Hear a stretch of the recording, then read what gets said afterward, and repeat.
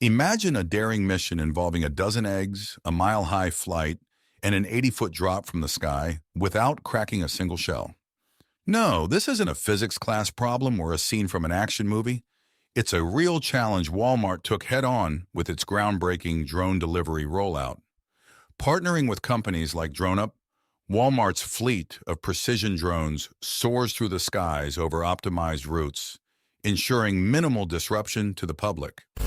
With delicate cargo on board, carefully cushioned eggs, the drones deliver products with pinpoint accuracy, landing precisely on a customer's property 80 feet below. But this is just the beginning of Walmart's technological revolution. With an ever-growing program, Walmart aims to enhance its core business and explore new, more profitable ventures. From rotisserie chicken to Red Bull, this niche service is already transforming the shopping experience for customers in several states. Yet this innovative move is more than just a niche experiment. It's a strategic step in Walmart's quest to stay ahead of the game, even as a formidable competitor, Amazon.com, takes to the skies with its own drone fleet. So how will Walmart harness technology to conquer new frontiers, expand its influence, and keep the competition at bay? Welcome to the future of shopping, where the skies are the limit and Walmart's quest for dominance knows no bounds. From automation to artificial intelligence, the pandemic supercharged retail's embrace of tech. Walmart alone has doubled its global e-commerce business over the past 3 years. Yet that sea change has come with plenty of obstacles, from the threat of digital native businesses to the staggering price of software development, to consumers' increasing and costly demands for speed and convenience. To dominate this new world, Walmart has no choice but to be at the cutting edge. The good news is that, after some initial missteps, the company is proving that it has the deep pockets and the culture of experimentation to do so. Picture this: a rising star in the corporate arena, soaring to new heights in just a year or two. Meet the extraordinary transformation of a new company that has stunned the industry. John San Marco, the visionary portfolio manager of the Neuberger Berman Next Generation Connected Consumer Exchange Traded Fund, NBCC, is in awe of its remarkable evolution. In the ever-evolving world of retail, Walmart has emerged as a true trailblazer, leaving competitors in the dust with its omni-channel prowess. But here's the real marvel. While securing its place as a leader, Walmart refuses to compromise on its unparalleled value for consumers. It's a game changer, an unbeatable combination of innovation and affordability. The future didn't always look so bright for the world's biggest company by revenue. Its stocks stumbled in the mid-2010s, along with many peers, when Wall Street turned its back on bricks-and-mortar retailers.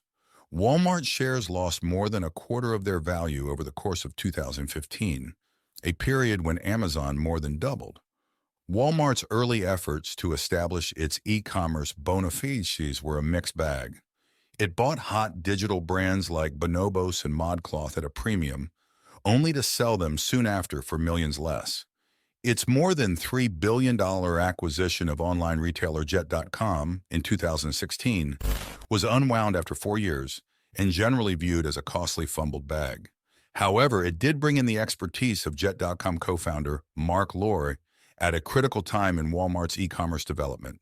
Between funding its big investments and lagging behind in the fight for online shoppers, the company's earnings per share, which had crossed the $5 mark in fiscal 2015, didn't do so again until fiscal 2021. For a while, it looked as if Walmart wouldn't make the leap into the digital age. Yet if experience is the best teacher, Walmart is a keen student. The company learned valuable lessons from its trial-and-error era of e-commerce, homing in on a winning formula just in time for the COVID-led mass migration online. It got there by leaning into two strengths that have long distinguished Walmart from the retail pack: its size and physical footprint. A full 90% of Americans live within 10 miles of a Walmart store and shop with the company at least once a year. In the face of the pandemic, the company took advantage of that ubiquity. It ramped up its curbside and in-store pickup business, allowing it to use its stores as distribution hubs, saving on costly shipping expenses. Those savings provided dry powder to invest in store upgrades and automation. Meanwhile, Walmart's scale gave it the negotiating power with suppliers to keep prices lower than most competitors. Its size allowed it to quickly grow its online advertising business and third-party marketplace as well, feeding a virtuous cycle. The result? Walmart has grown its U.S. e-commerce business 122% since fiscal 2020, reaching $53.4 billion in sales, nearly 13% of the company's U.S. total in the most recent fiscal year. That means the company is at last position for digitally driven profit, with earnings per share projected to hit a record of $6.91 in fiscal 2025, up from an estimated $6.24 for fiscal 2024, which ends this coming January. The company went through a multi-year period of testing and developing the e-commerce space, and now we're seeing a shift where it no longer really needs to do as many significant investments. Walmart's e-commerce learning curve began developing its grocery business. Grocery wasn't a hit in every market or store type, but the company kept tweaking the strategy. Eventually, it found the secret sauce, bringing a strategic assortment of food and drinks into massive supercenters, making the stores the one-stop shop for many Americans. Along the way, it achieved industry-leading margins in what is a notoriously low-margin business, invested in fast-growing categories like organics, and convinced shoppers to pick up discretionary items on their grocery runs. Once the retailer got the formula right, it was able to deploy it widely, online and in-store. Grocery now accounts for about 60% of Walmart's sales, dwarfing competitors in the space. Even Amazon.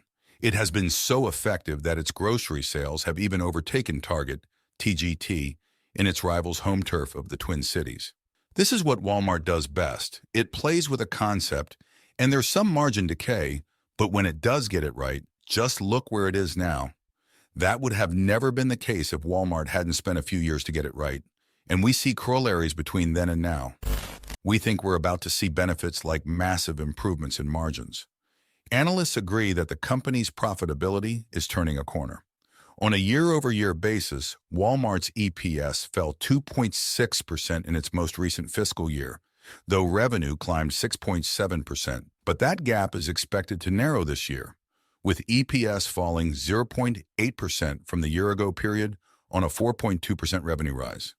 Consensus calls for the pattern to invert in fiscal 2025, when a 3.7% increase in sales to a record $660.1 billion is projected to fuel a nearly 11% jump in bottom-line growth. Higher earnings aren't simply a matter of selling more items to more people, although Walmart is doing that.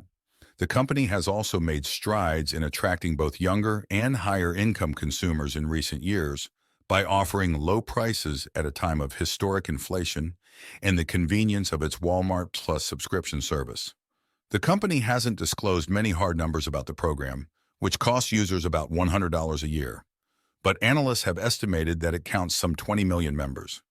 Unlike the bargain hunters of the financial crisis, the company is hoping to keep these new shoppers. It is remodeling existing stores and adding new ones. Walmart's warehouse division, Sam's Club, will open more than 30 new outposts in the next several years. But the real goal is to convince customers to buy online and in person. The company's omnichannel shoppers tend to spend 2 to 3 times that of consumers who only buy in store and shop twice as much. Walmart is helping with that. Free shipping is one benefit, as is the company's revamped website, which some in the tech press have compared favorably to Amazon's. Customers are also gravitating to the company's third-party marketplace, which now offers some 400 million items.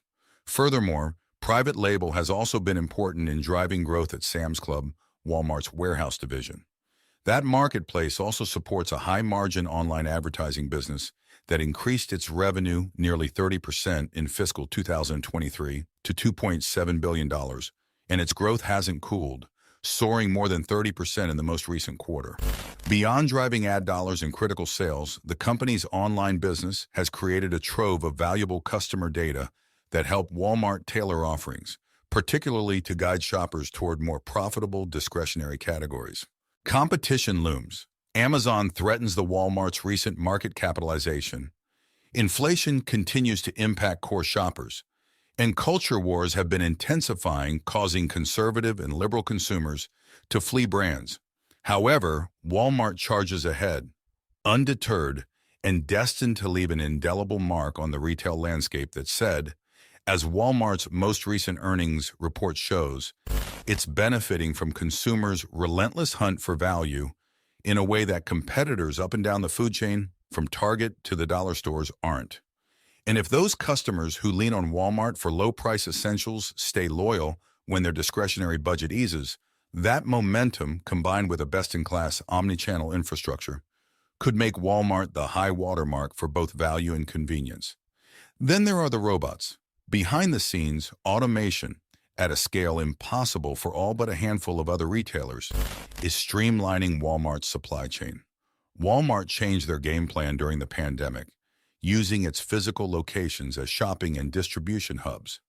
And in the disputation centers, the robots did what they do best: sort with speed and make fewer mistakes to better control inventory. Walmart has used the pandemic to play on the offensive, streamlining their supply chain. With the large number of robots and software to upkeep Bentonville, Arkansas is turning into a tech hub. Walmart's latest forecasts don't seem to account for the momentum that the company has generated, which could be read one of two ways.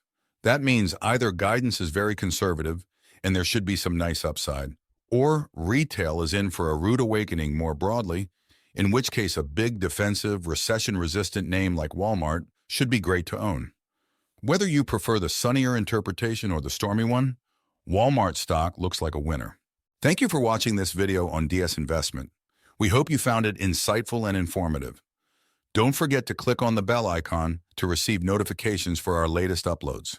Subscribe to DS Investment for more content on finance, economics, and business insights. Your support helps us continue to create valuable content. Feel free to leave your thoughts and suggestions in the comments section below.